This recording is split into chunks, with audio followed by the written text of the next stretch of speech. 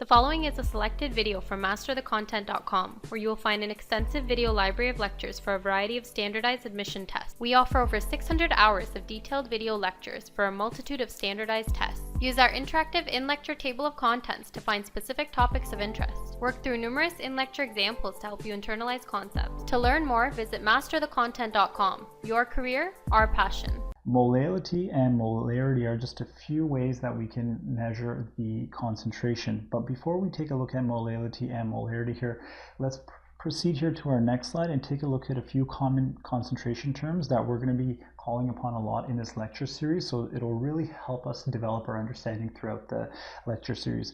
Beginning here with solute. A solute is a component of a solution present in lesser amount.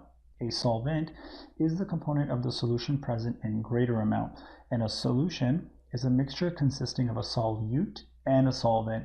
Can exist as solid solution, for example dental fillings, a liquid solution, for example salt water, and as a gas solution such as air. Now, an aqueous solution, that's going to be a solution in which water is the solvent. A non-aqueous solution, that's going to be a solution in which water is not the solvent. And a concentration, that's going to be the amount of solute present in given quantity of solvent or solution. Now, a mixture, that's going to be the matter that contains more than one pure substance and can be separated into its components by using physical techniques. Great. Now, coming back to our slide here on molality. Let's begin here with molality. Now, as we see, molality is going to be the moles of the solvent, the moles of the solute per kilogram solvent, and the units for molality is the SI unit is moles per kilogram. Now, molality is also given with a lowercase m, which stands for mole concentration as such. Now, we'll just write it over here. A 1 mole concentration is equivalent to 1 mole is going to be equivalent to 1 mole of a, 1 mole of a solute per kilogram of solvent. Now, let's contrast that with molarity. Molarity is going to be the moles of the solute, and we extensively went over the concept of a mole in our stoichiometry lecture series. Thus, if you're unfamiliar with the concept of a mole, this would be a good time for you to pause, come and then watch that lecture covering the concept of a mole, and then come back here. And once again, the molarity is just going to be the moles of the solute per liters of the solution, and the SI unit for that is just going to be the moles per cubic meter, right? Now, in practical use, the units that are being used for molarity are going to be moles per liter, and we will also see molar concentration as such given by a capital M, which just stands for molar as such. Now, a 1 molar concentration, let me just make that M a little clearer here. A 1 molar concentration is equivalent to 1 mole per liter. And we may also see a 1 millimolar solution as such, and that's just going to be equivalent to 1 millimole here, right, of solute per liter of solution as such.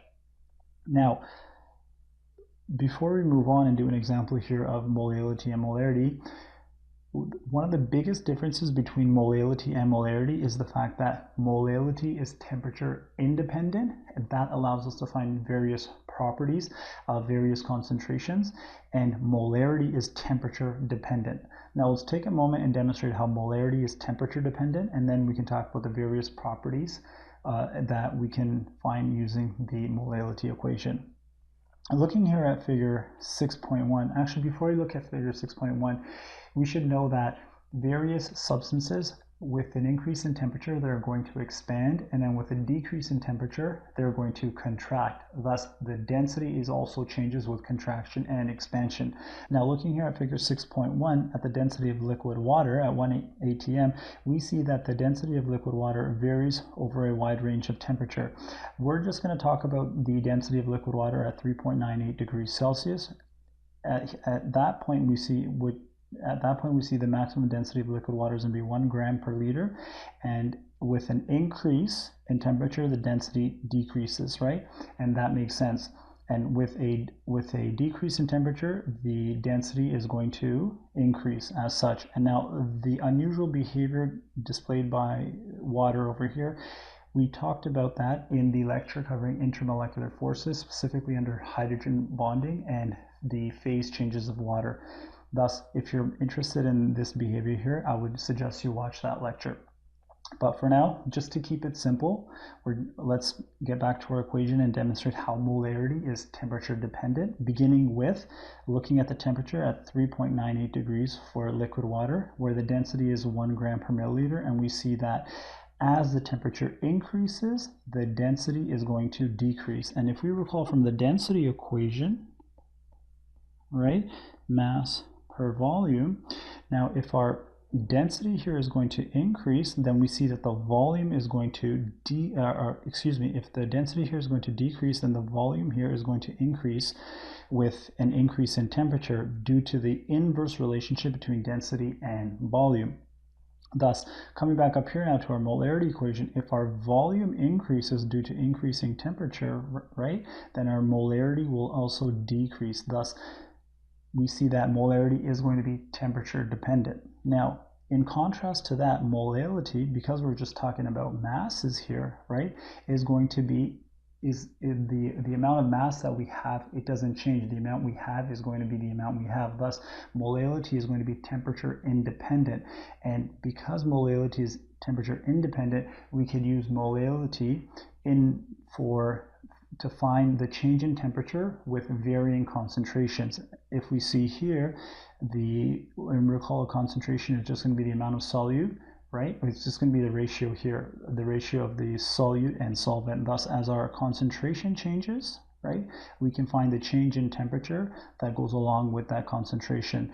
Thus, for example, if we come here to our slide over here, we see properties such as boiling point elevation and freezing point depression. They are going to be concentration dependent. Thus, we can use our molality, right? We can use our molality to find either the freezing point depression or to find the boiling point elevation. Great, so coming back here, if we just summarize our slide here, for molality, it's going to be moles of solute per kilogram of solvent, and the SI unit for that may also be the, in addition to the SI unit, we may also see molality written with a lowercase m for mole concentration. And the biggest difference here, we see here, there's an L here and there's an R here, right? And furthermore, molality is temperature independent, whereas molarity, as we'll see, is going to be temperature dependent. And furthermore, molarity is going to be moles of solute per liters of solution.